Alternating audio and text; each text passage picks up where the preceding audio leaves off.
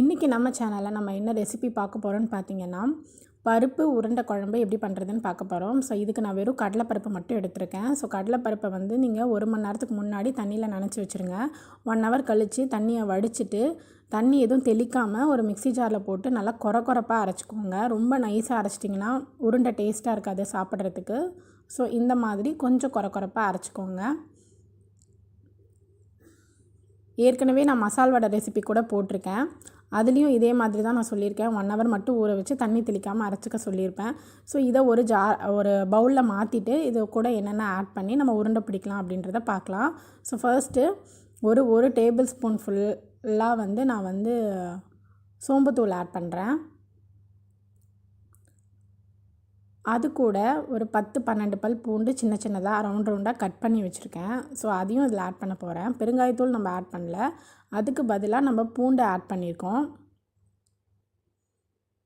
அதுக்கப்புறமா ஒரு பெரிய சைஸ் இஞ்சி, அதையும் நல்லா சின்ன சின்னதாக கட் பண்ணி வச்சுருக்கேன், அதையும் ஆட் பண்ணிக்கலாம். ஸோ இது எல்லாமே உருண்டைக்கு ஒரு நல்ல ஃப்ளேவர் கொடுக்கும். அதுக்கப்புறமா ஒரு 3 கை சின்ன வெங்காயம் நல்லா பொடியாக கட் பண்ணி நல்லா கையால் பிசைஞ்சு போட்டுக்கோங்க. இது வந்து எங்கள் அம்மா கொடுத்த டிப்ஸு. ஸோ இதை வந்து நல்லா கையால் பிசைஞ்சிக்கோங்க. அப்போ தான் உங்களுக்கு ஃப்ளேவர் நல்லா கிடைக்கும். இதுக்கப்புறமா இது கூட மசாலாஸ் ஆட் பண்ணிக்கலாம். நான் வந்து பச்சை மிளகா வந்து கட் பண்ணி போடல, ஏன்னா கிருத்திக் சாப்பிட்ணும். அதனால் நான் வந்து வரமிளகாத்தூள் ஆட் பண்ணுறேன். இல்லைன்னா நீங்கள் பச்சை மிளகா கூட ஆட் பண்ணிக்கலாம்.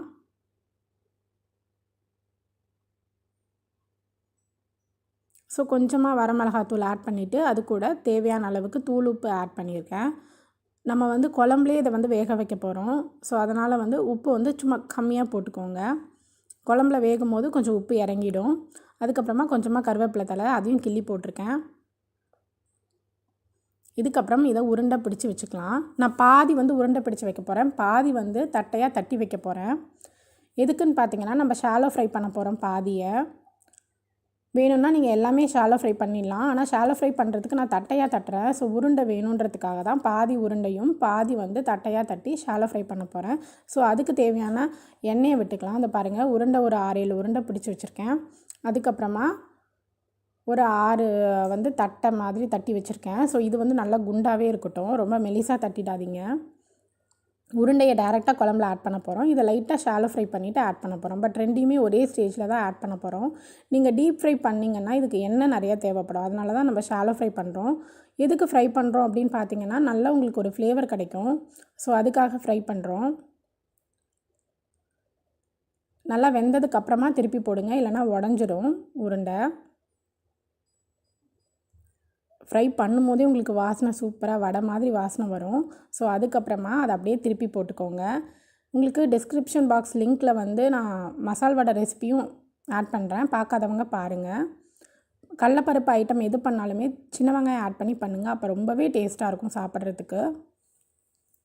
அதுக்கப்புறமா ஒரு கடாயில் இதில் இருக்கிற மீதி எண்ணெயை ஆட் பண்ணியிருக்கேன். எண்ணெய் பத்தாதுன்னு இன்னும் கொஞ்சம் கூட எண்ணெய் ஆட் பண்ணியிருக்கேன். கடலெண்ணெய் விட்டுருக்கேன். ஸோ 1 டீஸ்பூன் வந்து கடுகு ஆட் பண்ணியிருக்கேன். அதுக்கப்புறமா 1/2 ஸ்பூன் ஜீரகமும் சோம்பு ஆட் பண்ணியிருக்கேன். நம்ம சோம்பு வந்து ஏற்கனவே உருண்டையில் போட்டிருக்கோம், அதுக்கப்புறம் தேங்காயில் கூட போட போகிறோம் அரைக்கிறதுக்கு. ஸோ அதனால் 1/2 ஸ்பூன் போட்டால் போதும். அப்புறம் ஒரு 10 பல் பூண்டு நீல வாக்கில் கட் பண்ணி போட்டிருக்கேன். அதுக்கப்புறமா 2 கை சின்ன வெங்காயம் கட் பண்ணியிருக்கேன் நல்லா பொடுசாக. அதுக்கு வதங்கிறதுக்கு தேவையான அளவு உப்பு ஆட் பண்ணியிருக்கேன். ஸோ இதெல்லாம் நல்லா வதங்கட்டும். இது வதங்கினதுக்கப்புறமா 2 பெரிய தக்காளி நல்லா பழுத்ததாக ஆட் பண்ணியிருக்கேன். நான் கொஞ்சம் பெரிய பீஸாக கட் பண்ணிவிட்டேன், நீங்கள் இன்னும் கூட சின்னதாக கட் பண்ணிக்கிறதுனா பண்ணிக்கலாம். ஸோ இதுவும் நல்லா வதங்கட்டும், வதங்குற அளவுக்கு வெயிட் பண்ணுங்கள். ஸோ இது வதங்கி முடிச்சதுக்கப்புறமா நம்ம இதில் வந்து மசாலா ஆட் பண்ண போகிறோம். அதுக்கிடையில் நான் கொஞ்சம் புளியும் ஊற வைக்க போகிறேன். ஸோ இந்த குழம்புக்கு வந்து ரொம்ப புளி ஊற வைக்கக்கூடாது. ஸோ பாருங்கள், நான் கொஞ்சமாக தான் எடுத்திருக்கேன். ஒரு சின்ன நெல்லிக்காய் சைஸ் தான் புளி எடுத்திருக்கேன், லெமன் சைஸ் புளி எடுக்கலை. ஸோ பெரிய நெல்லிக்காய் சைஸ் அளவு புளி எடுத்து ஊற வச்சுக்கோங்க. ஸோ இது நல்லா வதங்கினதுக்கப்புறமா மசாலா ஆட் பண்ணிடலாம். நான் ஒரு 1/2 ஸ்பூன் மஞ்சத்தூள் ஆட் பண்ணியிருக்கேன், பருப்பு உருண்டைன்றதுனால. அதுக்கப்புறமா குழம்பு மிளகாய்த்தூள் நம்ம சாம்பாருக்கு ஆட் பண்ணுவோம்ல, அந்த குழம்பு வீட்டில் ரெடி பண்ணுவோம்ல, அந்த குழம்பு மிளகாய்த்தூள் வந்து ஒரு 4 ஸ்பூன் ஆட் பண்ணியிருக்கேன். ஸோ பத்தலைன்னா அவங்கவுங்க மிளகாத்தூளோட காரத்துக்கு ஏற்ற மாதிரி நீங்கள் ஆட் பண்ணிக்கோங்க. ஸோ எனக்கு இன்னமும் 1 ஸ்பூன் தேவைன்னு நினைக்கிறேன். ஸோ நான் அதையும் இதில் ஆட் பண்ணுறேன். எக்ஸ்ட்ரா 1 ஸ்பூன் போட்டிருக்கேன். ஸோ மொத்தமாக பார்த்திங்கன்னா நான் 5 ஸ்பூன் போட்டிருக்கேன். நல்லா எண்ணெயிலே வதக்கிக்கோங்க, சீக்கிரமாக உங்களுக்கு மசாலா வதங்கிடும். அதுக்கப்புறமா இதில் கருவேப்பிலை ஆட் பண்ணுறேன். நம்ம எண்ணெயிலே போட்டோம்னா எனக்கு வந்து கருவேப்பிலை ரொம்ப ஃப்ரை ஆன மாதிரி ஆகிடும். ஸோ அதனால தான் இந்த ஸ்டேஜில் ஆட் பண்ணியிருக்கேன். ஸோ ஒரு 1/4 மூடி தேங்காய், 1 ஸ்பூன் சோம்பு, அதையும் மிக்சியில் அரைச்சி ரெடியாக வச்சுக்கோங்க. இப்போ புளி தண்ணியை வந்து கரைச்சி இதில் விட்டுருக்கேன். ஸோ குழம்பு வந்து நமக்கு நல்லா தண்ணியாக இருக்கணும், ஏன்னா உருண்டையெல்லாம் வேகணும். அப்புறம் நம்ம தேங்காய் வேறு விட போகிறோம். ஸோ நல்லாவே தண்ணியாகவே கரைச்சிக்கோங்க. இந்த ஸ்டேஜில் உப்பு புளியெல்லாம் பார்த்துக்கோங்க. புளி வந்து புளிக்குழம்பு மாதிரி புளிக்கக்கூடாது, பட் உங்களுக்கு புளிப்பு தெரியணும், அந்தளவுக்கு இருக்கணும். ஸோ நல்லா கரைச்சிக்கோங்க. உப்பெல்லாம் இந்த ஸ்டேஜில் பார்த்துக்கோங்க. உருண்டையில் வேறு உப்பு இருக்குது. ஸோ அதை மனசில் வச்சுட்டு உப்பு போட்டுக்கோங்க. ஸோ இது கொதிக்கிட்டோம். இது கொதித்ததுக்கப்புறமா நம்ம உருண்டையெல்லாம் ஆட் பண்ணிக்கலாம்.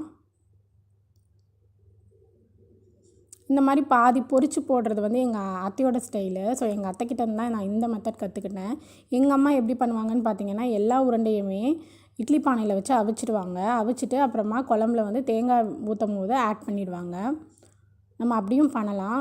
உங்களுக்கு அது கொஞ்சம் பெரிய ப்ரொசீஜராக இருக்கும். ஸோ இது ஈஸியாக பண்ணிடலாம். நம்ம பொரித்து வச்சுருக்க உருண்டை, அப்புறமா உருண்டை, சாதாரண உருண்டை ரெண்டையுமே இதில் ஆட் பண்ண போகிறேன். இதே ஸ்டேஜ்லேயே ஆட் பண்ண போகிறேன்.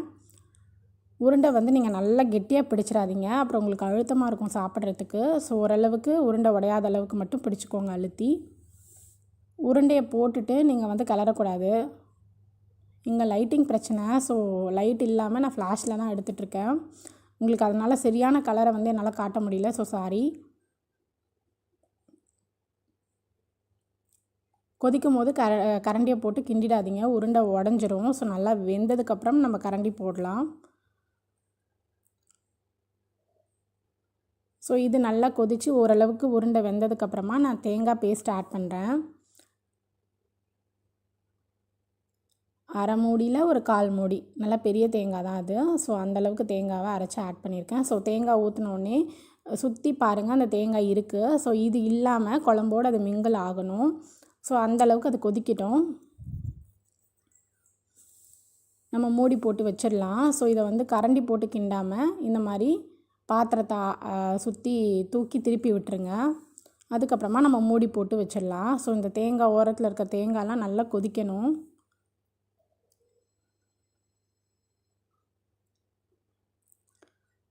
புளி தண்ணி விடும் போதே தேங்காயும் விடுவாங்க சில பேர். ஸோ அப்படி கூட நீங்கள் விட்டுக்கலாம் வேணும்னா. ஸோ இதை மூடி போட்டு ஒரு 6-7 நிமிஷம் நல்லா கொதிக்க விட்டுடலாம். உங்களுக்கு உருண்டையெல்லாம் வெந்துருச்சுன்னா எல்லா உருண்டையும் உங்களுக்கு மேலே வந்துடும். ஸோ பாருங்கள், உருண்டை மேலே வந்துருச்சு. உங்களுக்கு குழம்பும் சுண்டியும் வந்துடும். நம்ம பொரித்து போட்டோம்ல, அது கூட பாருங்கள் அப்படியே இருக்குது கரையாமல். சாப்பிட்றதுக்கு ரொம்ப டேஸ்ட்டாக இருந்தது. அந்த தேங்காயெல்லாம் கூட நல்லா வந்து உங்களுக்கு குழம்போட ஒன்று போல் கொதித்து வந்துருச்சு. வாசனை ரொம்ப பிரமாதமாக இருக்குங்க. இப்போவே எனக்கு சாப்பிட்ணும் போல் இருக்குது. பார்க்குறவங்களுக்கும் அப்படி தான் இருக்கும்னு நான் நம்புகிறேன்.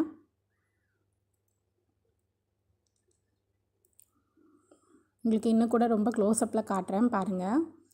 சூப்பராக வந்திருக்கு குழம்பு.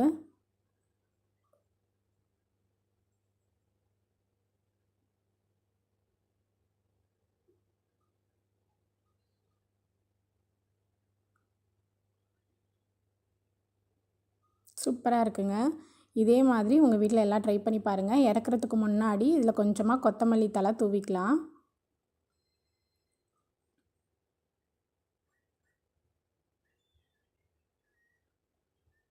அவ்வளோதான், நம்மளோட சுவையான கடலைப்பருப்பு உருண்டை குழம்பு ரெடி ஆகிடுச்சு.